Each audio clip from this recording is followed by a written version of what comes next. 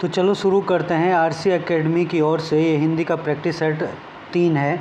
जिन्होंने इससे पहले के प्रैक्टिस सेट नहीं लगाए हैं तो डिस्क्रिप्शन में मैं लिंक डाल दूंगा, तो आप इससे पहले के प्रैक्टिस सेट भी लगा सकते हो।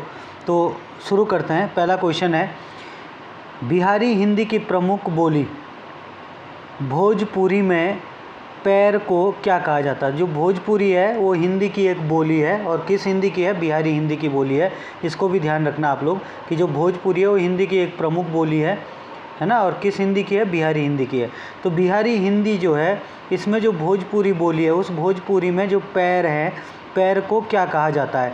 तो पैर को क्या कहा जाता है? तो आप लोग ध्यान देना कि जो आपकी भोजपुरी है, भोजपुरी में जो पौ है, पौ की जगह जो है, कई जगह जो है पौ की जगह टॉ का यूज किया जाता है, और जो आपका रो है, रो की जगह कई जगह जो है डॉ का यूज किया जाता है। तो इसलिए जो है पैर को जो है टाड कहा जाता है। तो भोजपुरी में पैर को टाड कहा जाता है। अगला क्वेश्चन देखते हैं, क्वेश्चन नंबर 2। हिंदी का प्रसिद्ध उपन्यास कैंजा किसके द्वारा रचित है? तो जो ये कैंजा उपन्यास है, आप लोग ध्यान देना भाई, बहुत ही इम्पोर्टेंट है, एग्ज़ाम में कई बार आ चुका है।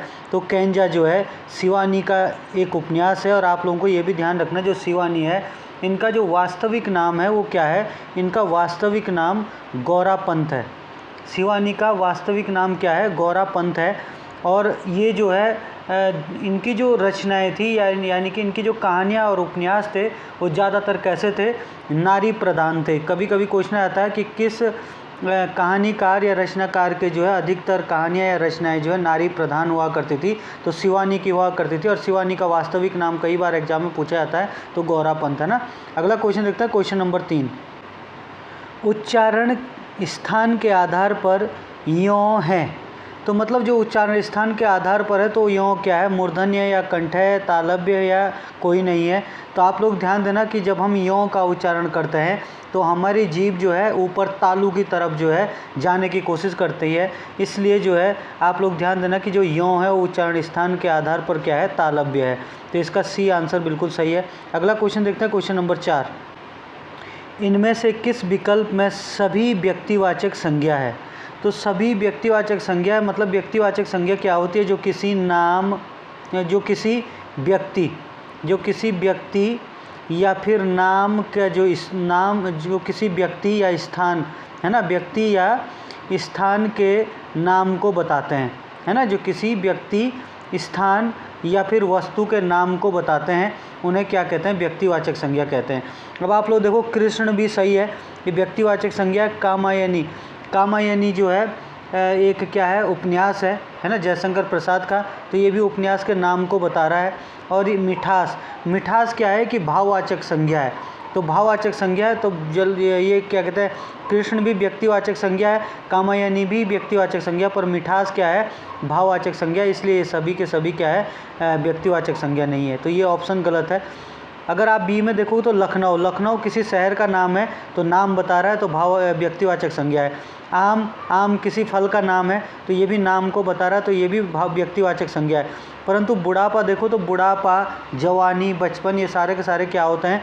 भाववाचक संज्ञा में आते हैं। तो ये सारे के सारे भाववाचक संज्ञा नहीं है, तो ये भी ऑप्शन सही नहीं है। सी में देखो तो ममता, ममता किसी महिला का या लड़की का नाम हो सकता है, तो ये भी क्या है? व्यक्तिवाचक संज्ञा है। वकील भी व्यक्तिवाचक संज्ञा है, वकील जो है एक पेशा है, तो इसका भी ये भी नाम है। और अगर पुस्तक की बात करें तो पुस्तक क्या है? एक क्या है भाई? पुस्तक एक जो है जातिवाचक संज्ञा, क्योंकि पुस्तक के अंदर जो है आपकी हिंदी की पुस्तक हो सकती है, गणित की पुस्तक हो सकती है, विज्ञान की पुस्तक हो सकती है। तो ये आपका क्या है? जातिवाचक संज्ञा है पुस्तक, इसलिए सारे के सारे ये भी व्यक्तिवाचक नहीं है।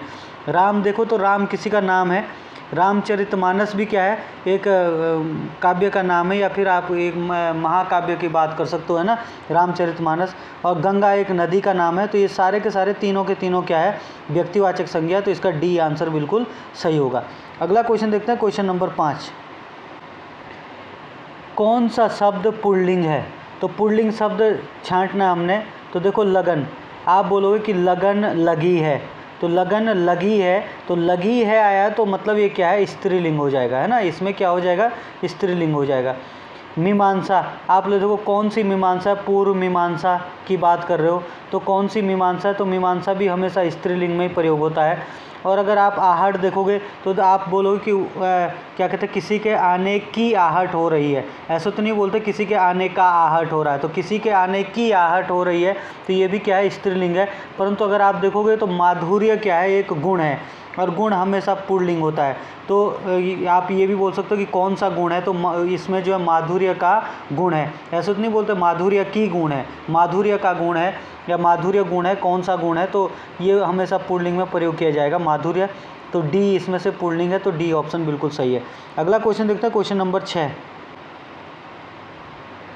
कभी शब्द का बहुवचन होगा, तो ये जो है आपका ग्रुप सी के पेपर में आया था, 2018 में आया था ये क्वेश्चन ग्रुप सी में।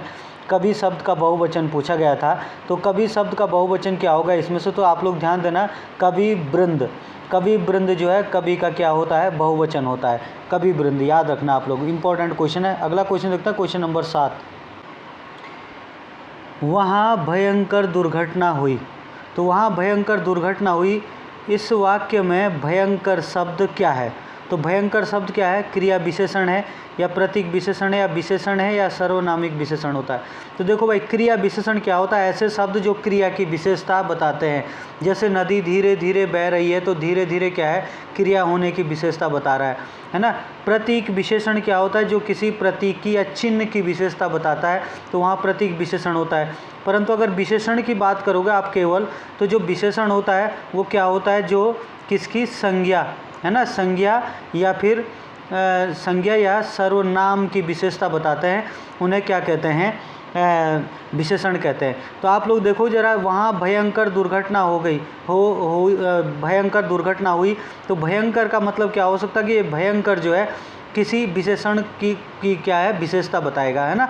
विशेषण मतलब भयंकर कोई इंसान भी हो सकता था, भयंकर दुर्घटना हो सकती है, किसी दुर्घटना का नाम होगा, कैसे हो सकती है, तो विशेषण ही होगा, है ना, संज्ञा या सर्वनाम की विशेषता बताएगा।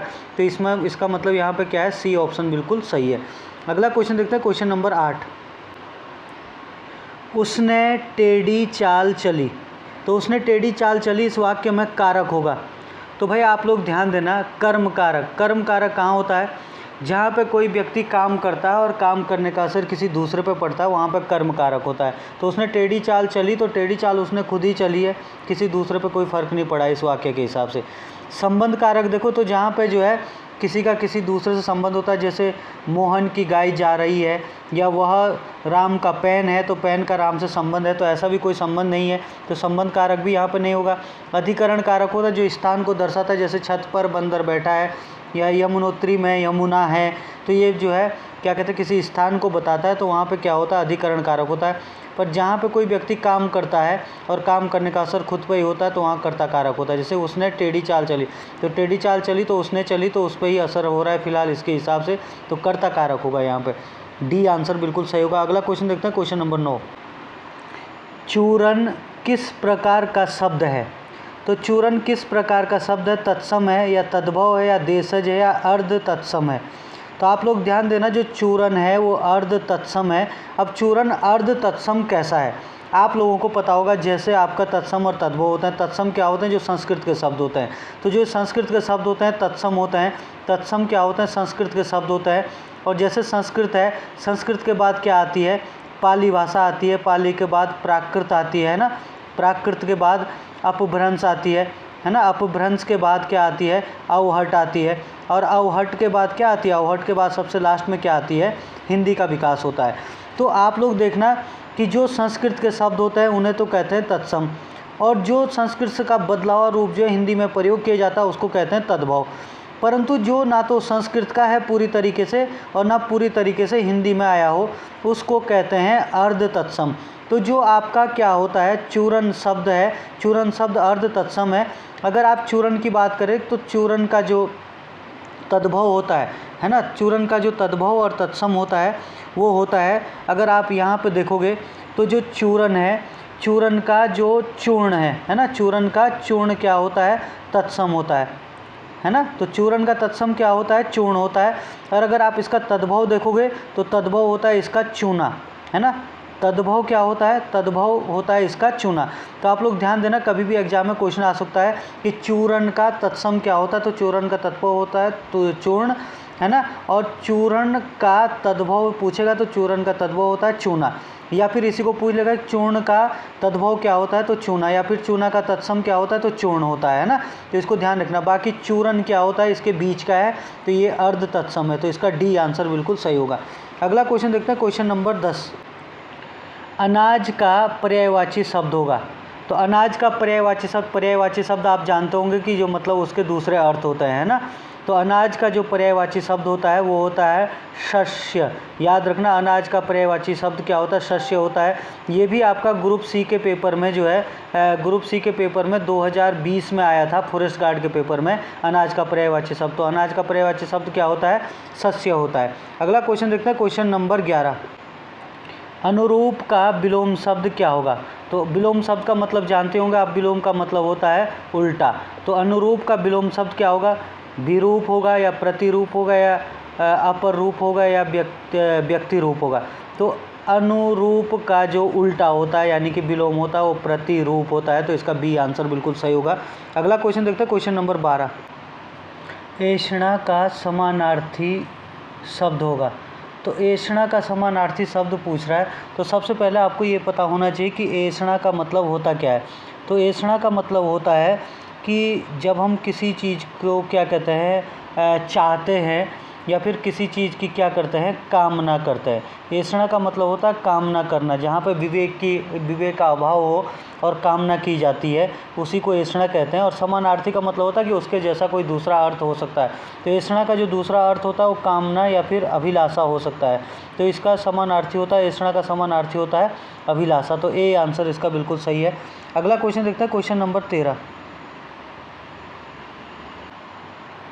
जो अपने स्थान या स्थिति से अलग ना किया जा सके उसे मतलब क्या कहते हैं? एक शब्द में अटल कहते हैं, या अटूट कहते हैं, या अच्युत कहते हैं, या कोई नहीं। तो इसका आंसर है अच्युत। तो जिसे अपने स्थान से या अपनी स्थिति से अलग ना किया जा सकता है, या जिसे अलग नहीं किया जा सकता है, अपने स्थान से नहीं हिलाया जा सकता, उसे कहते हैं अच्युत। तो इसका सी आंसर बिल्कुल सही होगा। अगला क्वेश्चन देखते हैं, क्वेश्चन नंबर 14। अंदर अंदर कढ़ाई में गुड़ पागना मुहावरे का अर्थ है।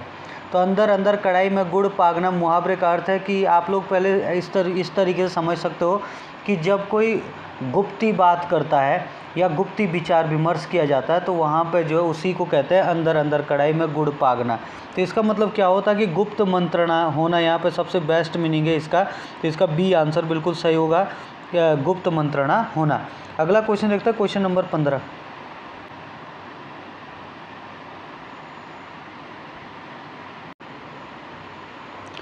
उद्गम में उपसर्ग होगा। तो उद्गम में उपसर्ग क्या होगा? उ उपसर्ग होगा, उद उपसर्ग होगा, उद उपसर्ग होगा, उत उपसर्ग होगा। तो उद्गम का जो संधि विच्छेद होता है, और उपसर्ग क्या होते हैं भाई? जो किसी भी शब्द के पूर्व में लगाए जाते हैं उन्हें उपसर्ग कहते हैं। जैसा आप उद्गम देखोगे तो उद्गम का जो संधि विच्छेद होगा वो होगा उत प्लस गम, ये उद्गम का संधि विच्छेद होता है। तो इसका मतलब जो गम के पूर्व में जो शब्द लगा हुआ है वो क्या शब्द लगा? उत शब्द लगा हुआ है। तो किसी भी शब्द के पूर्व में जो शब्द लगाया जाता है उसी को क्या कहते हैं? उपसर्ग कहते हैं। तो इसका मतलब इसका आंसर क्या होगा? डी आंसर बिल्कुल सही होगा, उत उपसर्ग होगा उद्गम में। अगला क्वेश्चन देखते हैं, क्वेश्चन नंबर 16। सख्यागमन का संधि विच्छेद होगा। तो सख्यागमन का संधि विच्छेद भी आपको जो है देखना पड़ेगा कि क्या हो सकता है इसका संधि विच्छेद, और इसमें कौन सी संधि होगी, तो ये भी हम देखेंगे क्योंकि इसमें संधि भी पूछी जा सकती है। तो सख्यागमन का संधि विच्छेद होता है सखी धन आगमन। क्या होता है? सखी धन आगमन, सखी धन आगमन। तो सख्यागमन का संधि विच्छेद होता है सखी धन आगमन। तो आप लोग देखो प्लस से ठीक पहले क्या टूटा है? खी। खी का मतलब हो गया ई। तो ई प्लस, और प्लस के बाद क्या है? आ है। तो ई प्लस आ में टूटा है। तो आप लोग ध्यान देना कि जब भी कभी प्लस से पहले ई से लेकर और री तक के कोई स्वर आ जाए, तो प्लस के बाद चाहे कोई सा भी स्वर हो तो वहाँ पे हमेशा कौन सी संधि होती है, यण संधि होती है। तो इसमें संधि होगी यण संधि और इसका संधि विच्छेद होगा सखी धन आगमन। अगला क्वेश्चन देखते हैं, क्वेश्चन नंबर 17। पुस्तक बाजार में महंगी थी इसलिए पुस्तकालय से ले ली, यह किस प्रकार का वाक्य है। आप लोग ध्यान देना कि जब भी किसी वाक्य के बीच में है ना, इसलिए आए, किंतु आए, परंतु आए या और आए, तथा आए, अथवा आए, तो वहाँ पे हमेशा क्या होता है, संयुक्त वाक्य होता है। या फिर आप इस तरीके से देखते हो कि जहाँ पे दो सरल वाक्य किसी संयुक्त वाचक अव्यय से जुड़ते हैं वहाँ पे क्या होता है, आपका संयुक्त वाक्य होता है। या फिर आप ये बोल सकते हो जब कोई एक सरल वाक्य दूसरे सरल वाक्य के ऊपर निर्भर नहीं होता है तो वहाँ पे संयुक्त वाक्य होता है। तो इसका आंसर है सी आंसर, संयुक्त वाक्य। अगला क्वेश्चन देखते हैं, क्वेश्चन नंबर 18। इनमें से कौन सा शब्द शुद्ध है। तो शुद्ध शब्द ठानना है। अगर आप उज्ज्वल की बात करोगे तो उज्ज्वल जो है इस तरीके से लिखा जाता है, उ और फिर आधा जौ और फिर से आधा जौ और फिर व और लौ। तो उज्ज्वल जो है सही तरीके से ऐसे लिखा जाता है भाई, है ना, ध्यान रखना आप लोग। अगर आप श्रृंगार की बात करोगे तो श्रृंगार जो है इस तरीके से लिखा जाता है, श्रृंगार, है ना, श्रृंगार इस तरीके से सही लिखा जाता है। तो ये वाला उज्ज्वल गलत लिखा हुआ है, ये श्रृंगार भी गलत लिखा है, परंतु कृष्ण जो है बिल्कुल सही लिखा है। तो इसका सी जो है बिल्कुल सही होगा। अगला क्वेश्चन देखते हैं, क्वेश्चन नंबर 19। उसी तपस्वी से लंबे थे देवदार दो चार खड़े, इन पंक्तियों में कौन सा अलंकार होगा।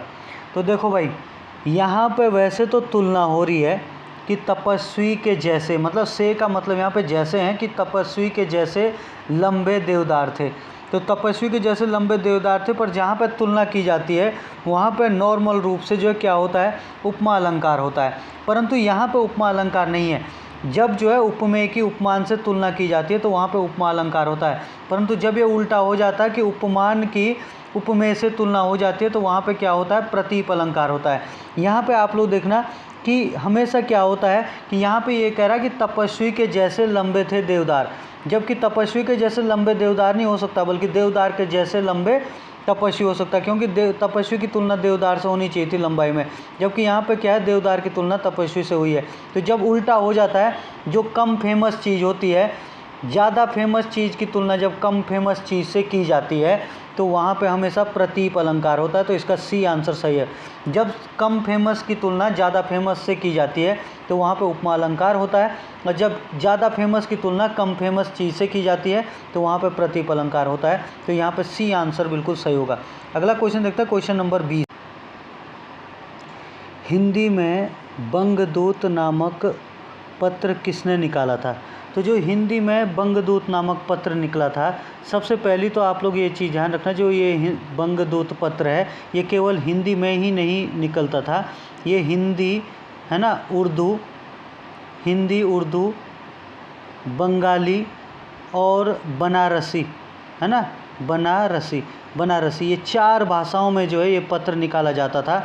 और ये पत्र जो है राजा राम मोहन राय ने निकाला था, और ये सबसे पहले जो प्रकाशन हुआ था, ये इसका प्रकाशन हुआ था 1829 में, 1829 में। तो आप लोग याद रखना, ये क्वेश्चन भी पूछा जा सकता है कि राजा राम मोहन राय ने क्या कहते हैं, बंगदूत नामक पत्र का प्रकाशन कब किया था। तो 1829 में किया था। और ये कितने भाषाओं में छपता था, तो 4 भाषाओं में छपता था, है ना। तो आप लोग ध्यान रखा, किसने छापा था इसको, राजा राम मोहन राय ने। तो इसका सी आंसर बिल्कुल सही है।